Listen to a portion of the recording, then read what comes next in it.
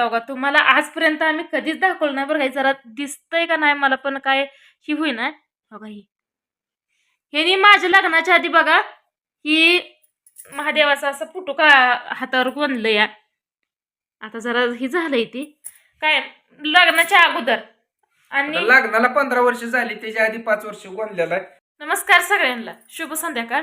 तर बघा सकाळपासून जरा कामं दुसरीच लागली होती मागच झाली सगळी कामं ह्यानी इथं बसले तर उगाच चितागत सांगितलं तरी पण ऐकत नाही तर उगाच बसत्यात या किती सांगती या पण काय उठना तर काय करू दे अहो काय करू दे काय करायचं नसतं उठायचं असतं जरा काय तर बघायचं.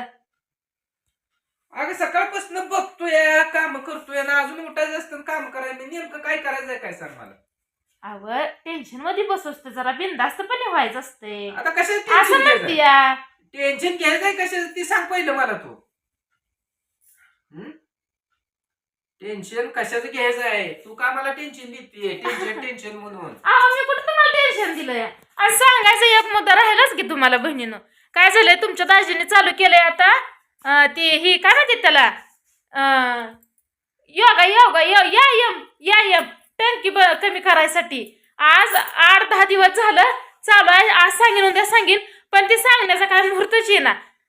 रोज काय ना काय नवीन झंझट रोज काय ना काय नवीन टेन्शन महाग हायच हातायच काय नाव घेत नाही त्यातनं पण हाय आम्ही दोघं संघ आहे त्यामुळं टेन्शन जरी आलं तरी त्याच्यावर तोडगा काय ना काय निघणार आहे. तर मग व्यायाम करून शिना वजन कमी करायचा निश्चय केलाय पोट कमी करायचा एक निर्णय घेतलाय. कसं वाटतंय निर्णय भारी वाटतंय का नाही मला तर भारी वाटतंय बघा. काय करायचं हो सारखं माझ्या पोटाला नावं ठेवायला लागली खाल्ल्याने देखील मला पचना जुलाब चालू व्हायला लागलं मग त्यापेक्षा म्हणलं चला आपलं एक बार काय असेल ते असेल हिच्या इच्छे करता आपण पोट कमी करू. आज 5-6 दिवस झालं व्यायाम चालू केले ते बी एका जिमच्या दादाच्या सल्ल्यानं आपण चालू केलंय घरीच करतोय कारण काय जिमला जायचं म्हणलं तर आपली घरची कामं बंद पडते ती आणि जाणं येणं लांब आहे जवळ नाही. पंढरपूरला जावं लागतंय महोत परिसरात जवळ आसपास सांगोला पंढरपूर शेवट जिम नाही त्यामुळे जायला 1 तास आणि यायला 1 तास आणि तिथे 1 तास व्यायाम करायला म्हणलं 3 तास जाते तोपर्यंत हिथला सगळा लोड मग हिजाव पडतोय त्यापेक्षा आपलं घरच्या घरीच वर्कआउट करायचं काय असेल ते सांगितले तसे स्टेप बाय स्टेप करायचं बघू म्हणलं जरा त्यांनी सांगितलं तुम्ही नवीन आहे म्हणल्यावर हळूहळू करा. जे आता कसं असतंय त्यांची म्हणजे मुरलेली कस्टमर आहे ती किंवा एखादा महिना झालेला आहे त्यांना ती स्टेप 1-3 वेळा टप्प्यानं करायला सांगितलं तसा तुम्ही एकदाच करा म्हणजे तुमचा जरा दम मुरू द्या तुमचं सगळं व्यवस्थित व्हायला लागलं की मग नंतर तुम्ही सांगेल त्या पद्धतीत आपल्या स्टेप बाय स्टेप एक जे काय असेल ती स्कीम 3 वेळा करायची म्हणजे 30 वेळा करायची पण 10-10च्या टप्प्यात.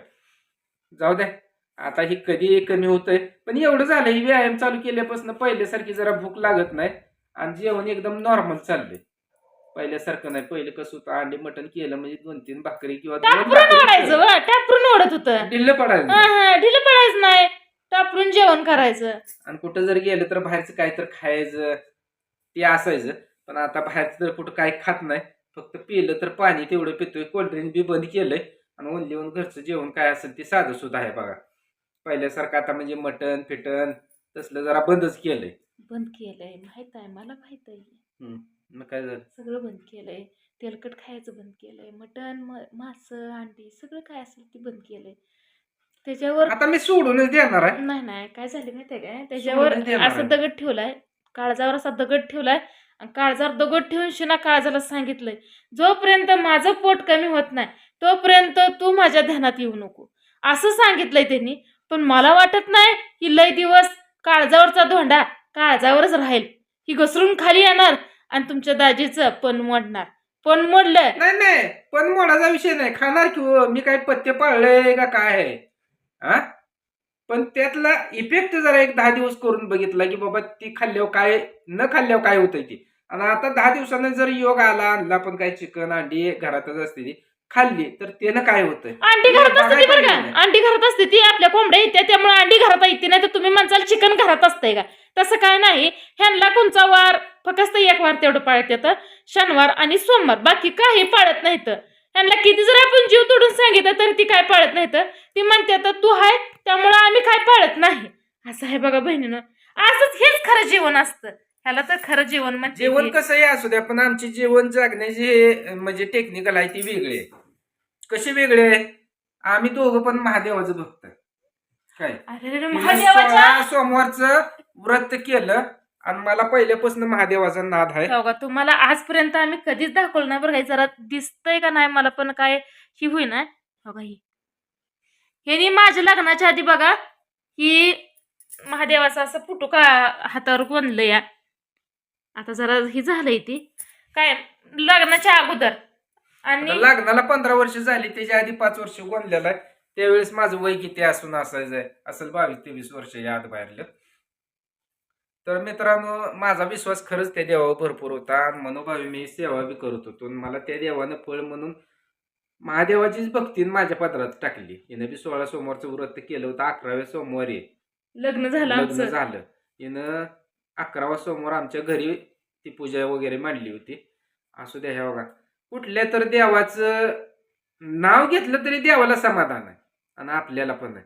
आता माझा विश्वास आहे महादेवावर, त्यामुळे मी बजरंगबली आणि महादेव हे 2 दिवस धरतो. काय कुठं पाहुण्यात गेलो नवीला झाला तर तिथं खातो. मी काय पाहुण्यासनी म्हणत नाही. आज सोमवार आहे त्यामुळे मी उपास धरलाय. उपास काय सोमवारचा मी धरत नाही. पण शनिवार मात्र काय बी तुमचं असू द्या आयुष्यात कधी मोडणार नाही. कारण मी बालपणापासून धरतोय. मला कळत नाही तेव्हापासून मी शनिवार धरतोय.